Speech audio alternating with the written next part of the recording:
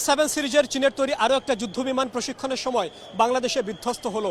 আমি অমৃত মলঙ্গি দাঁড়িয়ে রয়েছি উত্তরার মাইলস্টোন কলেজের ঠিক সামনে, যেখানে দুপুর 1টার পরে F7 বিজিএ মডেলের বিমানটি বিধ্বস্ত হয়েছে। 2001 সাল থেকে 2025 সাল পর্যন্ত চীনের তৈরি এই সিরিজের বিমান অন্তত 5 বার বাংলাদেশে বিধ্বস্ত হয়েছে। আগের মডেলগুলোর ক্ষেত্রে কি হয়েছিল সেটি আমি আপনাদেরকে জানাবো, এবং এই উত্তরার মাইলস্টোন কলেজের ক্ষেত্রে কি হয়েছে সেটি আপনাদেরকে জানাবো। সঙ্গে রয়েছি অমৃত মলঙ্গি। F7 সিরিজের প্রথম বিমান বিধ্বস্ত হয় 2001 সালের 7 জানুয়ারি।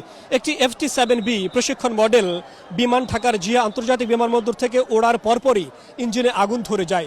স্কোয়াড্রন লিডার মহসিন তখন নিহত হন এবং কো পাইলট গুরুতর আহত হন। এরপরের ঘটনাটি 2008 সালের 8 এপ্রিল।